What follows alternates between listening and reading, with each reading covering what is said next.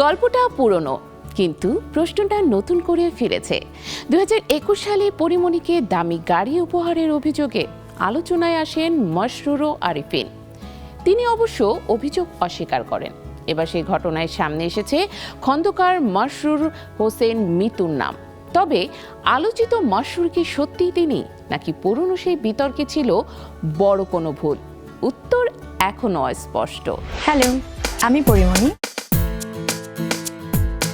একটি দামি গাড়ি, একটি পরিচিত নাম, আর 4 বছর পর ফিরে আসা পুরনো বিতর্ক। পরিমণিকে ঘিরে 2021 সালে সেই ঘটনা যেন আবারও নতুন প্রশ্নের জন্ম দিয়েছে। এবার আলোচনার কেন্দ্রে মশরুর নামটি। কিন্তু সেই আলোচিত ব্যক্তি আসলে কে?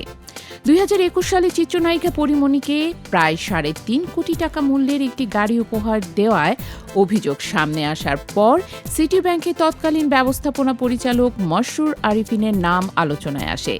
বিষয়টি ছড়িয়ে পড়তে ব্যাপক আলোচনা শুরু হয়। তবে শুরু থেকেই অভিযোগটি অস্বীকার করেন মশরুর আরিফিন।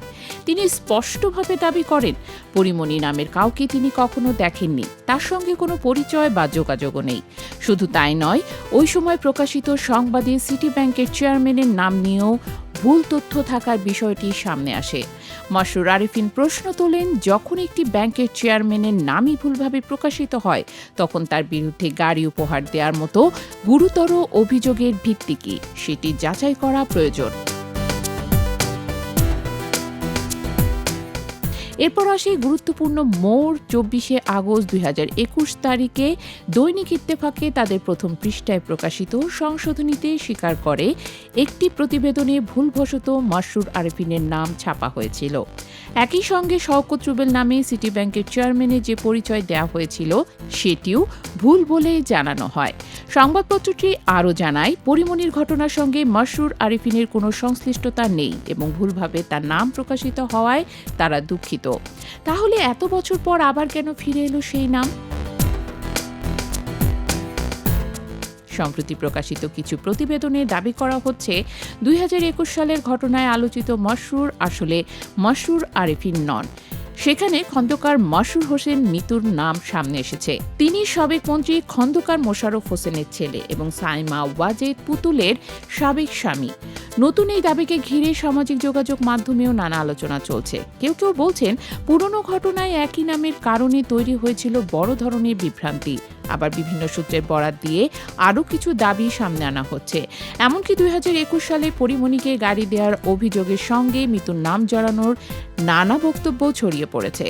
তবে এখানেই সবচেয়ে গুরুত্বপূর্ণ বিষয়, এসব নতুন দাবির স্বাধীন ও নির্ভরযোগ্য সত্যতা এখনো নিশ্চিত হয়নি। ফলে সামাজিক যোগাযোগ মাধ্যমের বক্তব্য, বিভিন্ন প্রতিবেদনের দাবি এবং প্রমাণিত তথ্যকে এক করে দেখার সুযোগ নেই।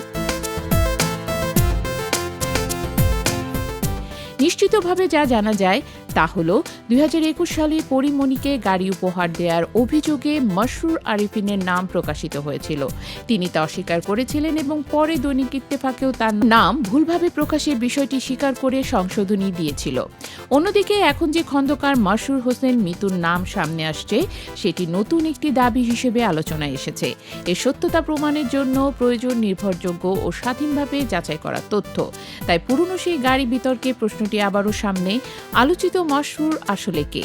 উত্তর খুঁজতে গিয়ে যেন গুঞ্জনকে সত্য আর দাবিকে প্রমাণ হিসেবে না ধরা হয়। কারণ এই গল্পে সবচেয়ে বড় রহস্যের চেয়েও গুরুত্বপূর্ণ হয়ে উঠেছে কোন তথ্য সত্য আর কোনটি শুধু দাবি।